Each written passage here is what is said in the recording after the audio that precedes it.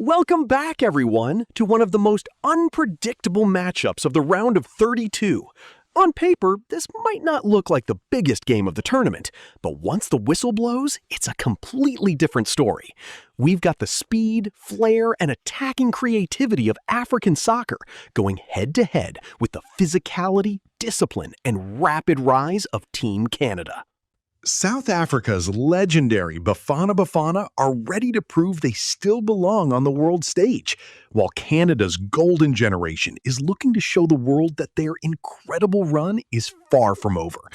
In today's video, we'll break down each team's biggest strengths, expose their weaknesses, and reveal who has the better chance of punching their ticket to the next round.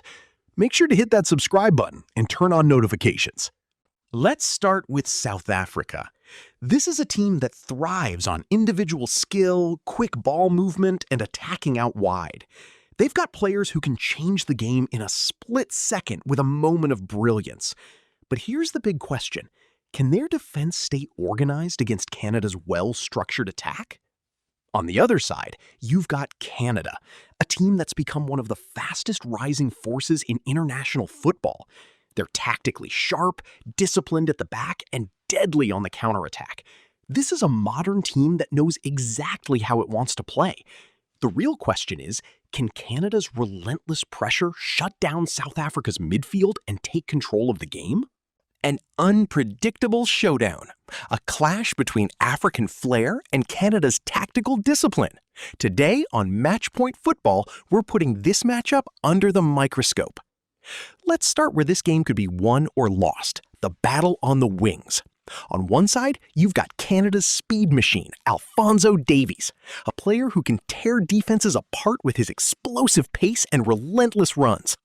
On the other side, South Africa is counting on the intelligence, creativity, and technical skill of its wide players, led by Percy, a playmaker capable of creating magic even in the tightest spaces. Whoever wins the battle out wide could end up controlling the entire match. But don't let the attacking talent fool you. The real battle will be fought in midfield. That's where this game will be won or lost. The team that controls possession and dictates the tempo in the middle of the park will force the other side to play on its terms. One mistake in that area, it could be incredibly costly, especially with clinical finishers waiting to capitalize. Players like Jonathan David, who rarely misses when he gets a clear look at goal. This has all the makings of an open, end-to-end battle. A game that could come down to the smallest details and a few moments of individual brilliance. And don't overlook the goalkeepers. A standout performance from someone like Ronwen could be the difference between celebrating a victory and heading home disappointed. South Africa's World Cup campaign didn't get off to the start they were hoping for. They opened the tournament with a 2-0 loss to Mexico, struggling to deal with Mexico's high press and fast attacking transitions. Defensively, they looked organized for stretches, but they didn't create enough chances going forward. In their second match against the Czech Republic, South Africa showed real character. After falling behind early, they stayed patient and grabbed a late 1-1 equalizer, proving they could fight back under pressure. However, the game also exposed one of their biggest weaknesses, breaking down well-organized defenses. Everything came down to the final group game against South Korea, and South Africa delivered when it mattered most. A hard-fought 1-0 victory secured their place in the round of 32. Their defense stayed compact, the midfield controlled the tempo, and they showed the resilience needed to survive tournament football. Overall, South Africa improved with every match. They may not have been the highest scoring team, but they became more disciplined, more confident, and much harder to break down. Canada made a huge statement in their opening match, crushing Qatar 6-0. Their attack looked unstoppable, the pressing was relentless, and they overwhelmed their opponents with speed and intensity.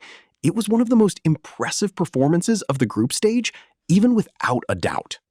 The second game was much tougher against Bosnia and Herzegovina. Canada showed maturity, stayed organized, and earned the result they needed to secure qualification before the final match. Their defensive structure and quick counterattacks continued to be their biggest strengths. In the final group game, Canada suffered a 2-1 defeat to Switzerland. Despite creating more shots and generating better attacking numbers, they weren't clinical enough in front of goal, while Switzerland made the most of their opportunities. It was a reminder that dominating the stats doesn't always win football matches. Even with that loss, Canada finished the group stage looking like one of the tournament's most dangerous teams. Their pace, tactical discipline, and ability to attack in transition make them a serious threat to anyone in the knockout rounds to win. In the end, this game will come down to one thing: who takes their chances and who can handle the pressure when it matters most. South Africa will rely on their fighting spirit, while Canada will put its faith in organization, discipline, and tactical execution. I'm expecting a very tight contest, one that could be decided by the smallest details. Now it's your turn. Who do you think is coming out on top? Drop your score prediction in the comments and let me know which player you think will steal the spotlight. If you enjoyed this breakdown, don't forget to like the video, subscribe to Matchpoint Football, and turn on notifications so you never miss our next match analysis. See you in the next one!